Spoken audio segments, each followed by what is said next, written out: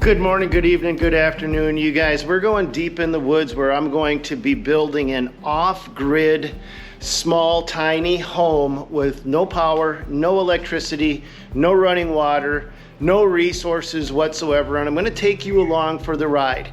And I'm also realized as I was trying to pick out what kind of tiny home that I wanted to build, that there was a lot of misconceptions about tiny homes out there, and we're going to be looking at some of those and explaining to you some of the research that I found out while we get into the build. So without wasting more time, let's just dive right into today's video.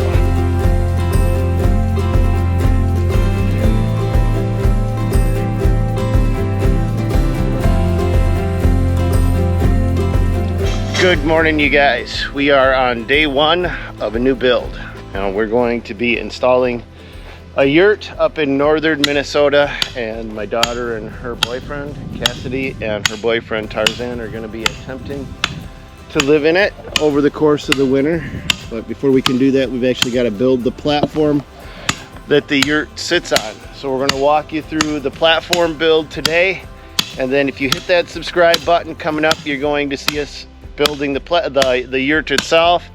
And then since we're up in northern Minnesota, which is like Canada Light, we actually need some heating and cooling up here because we got hot summer days, real humid, but we got frigid winter nights. It gets cold, and it gets cold fast up here.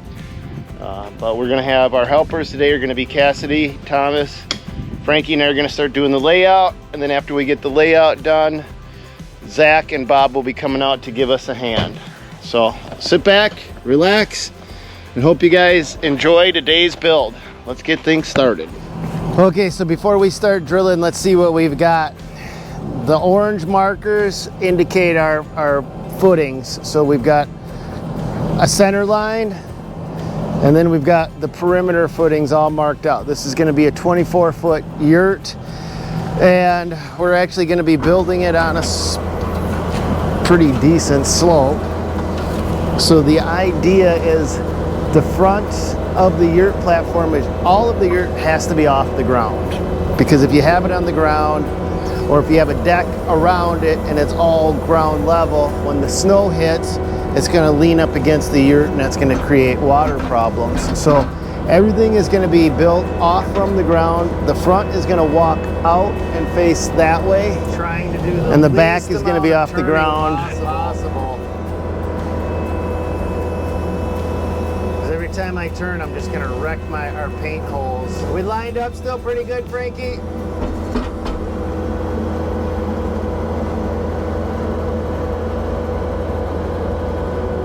Just gotta get that hole cleaned out. That's gotta be deep enough, right? That's 5 feet. It's over 5 feet, actually. That's over 5? Yep. We're good? Does that hole need to be cleaned out more, or are we okay? We're okay. Okay, I'm going to the next one.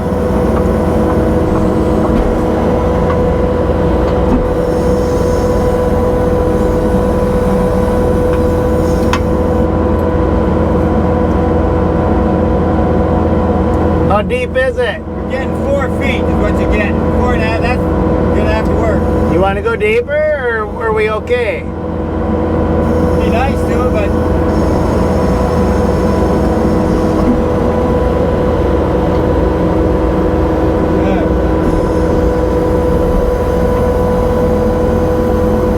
that's an auger bit full right there.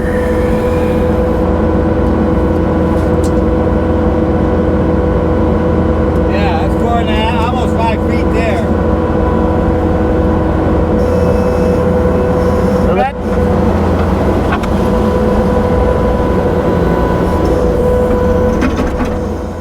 We're using a 12-inch auger blade, and we're going 5 foot deep on all of our footings.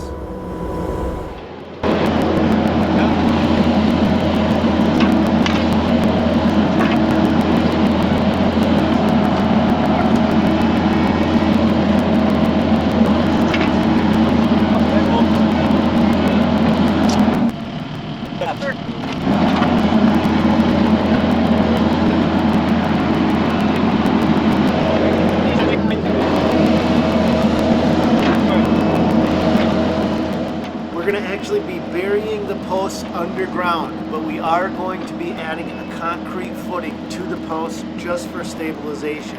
But without any power or electricity, it can be a little bit of a challenge, which is a perfect test for a cement mixer called the gravity mixer. You ready? Yep.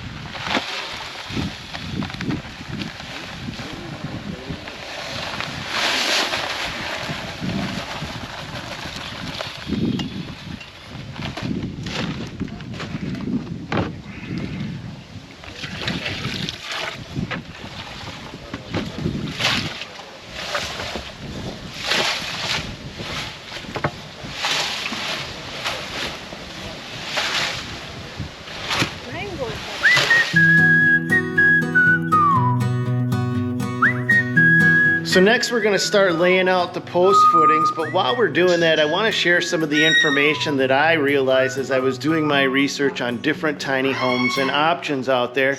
And one of those is, with most tiny homes, there's not more value per square foot in a tiny home than there is in a regular home like you see right here. And what I mean is you're getting a tiny home, but you're not getting a tiny budget. A house like this costs anywhere from $200 to $250 per square foot to build.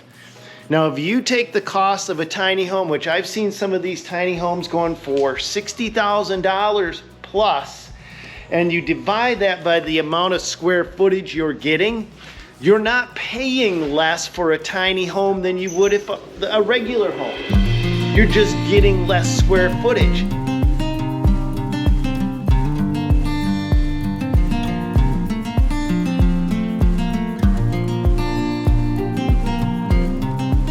Now we're building this tiny home elevated up off from the ground just because we can, but this is going to add another layer of expense to this project, because when we build it up off from the ground, we've still got to insulate that bottom floor span. And that's what you're gonna see us doing, is building a false cavity and filling that full of insulation. Now in the next video, I'm going to get more into the expense of a yurt versus a tiny home, but I don't want to leave you guys hanging. A typical yurt build like we're doing here costs anywhere from $14,000 to $24,000 for the yurt frame itself, the roof, the covering, and the structure. But the decking that you've seen us building in today's video costed an additional $7,000 to $9,000 for all of the material and labor involved to get the deck where it's at. When you add the yurt frame with the yurt decking, we're still under $40,000, $50,000, and that adds up to and that gives you 459 square feet inside of the yurt with a 12-foot ceiling. So a lot of people buy into these small homes hoping to have a small budget, but really they're paying the same price per square foot as you would typical construction.